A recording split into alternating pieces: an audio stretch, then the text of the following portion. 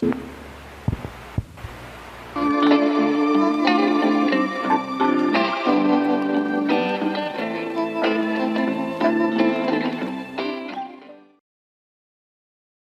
and welcome to this episode. In this episode, we want to have an introduction to Activity Wizard in Packet Tracer. So, Activity Wizard is an assessment tool that allows users to create highly specific networking scenarios for other users. You can simply create activities with an instruction, an initial network, and an answer network. Users can also create more dynamic activities using the variable manager that we will talk about it later on, and design them using evidence-centered design methodologies using the scoring model that we will cover that as well in the later series. And secondly, this tool is particularly useful for instructors that are creating activities for their students to complete. When students start an activity, they are presented with an initial network and a set of instructions. The students then follow the instructions to complete the activity, and then they can check their finished network with the instructor's answer network. Instructors have full control over all aspects of the activity. The typical sequence for creating an activity is as follows.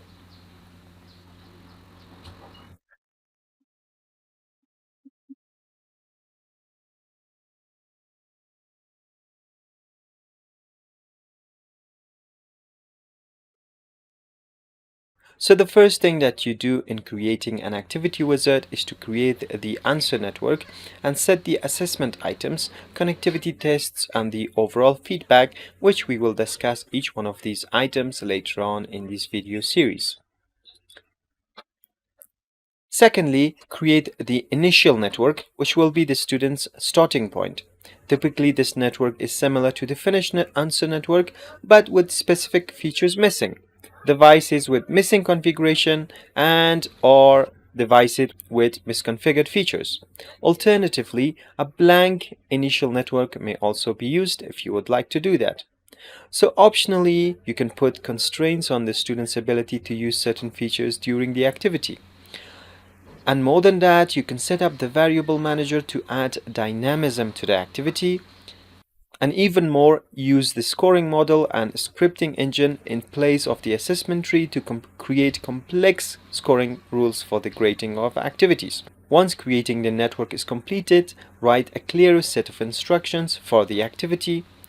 Password protect the activity to prevent unauthorized changes to activity parameters if you would like to do so, which usually it's very important to do so. And finally, save your activity. And that's it. Following this sequence, you will create the perfect activity wizard. Now let's go and get introduced to Activity Wizard. You can find Activity Wizard here under the extensions menu, but it's very important that you save your work on the workspace before opening Activity Wizard, because Packet Tracer will clear the workspace when you open the Activity Wizard. So let's go and do that.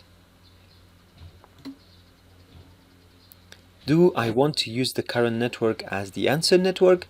Especially if I say no, my work in the workspace will be deleted. So it's very important that you save that work if you had something before this.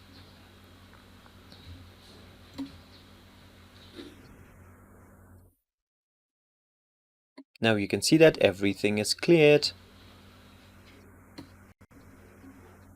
So this is the welcome screen that explains the basic steps to create an activity.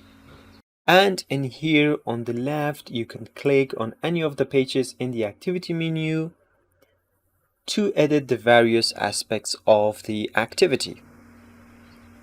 After going through the various panels of Activity Wizard and creating and completing your Activity Wizard, always go and save your Activity Wizard so that your work progress is saved. For example, I want to go and save this at one of my folders in here.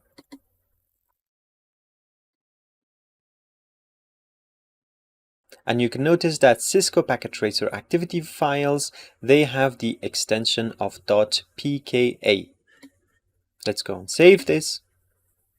And now my file and my work progress is saved. Let's go back to Activity Wizard window.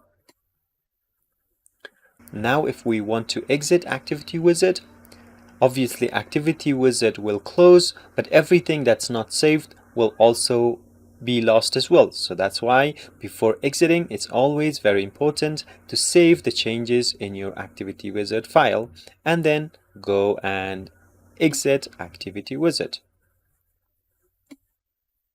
And that's it. That was an intro to Activity Wizard. We will go through each of the features of Activity Wizard in the coming episodes, so stay tuned.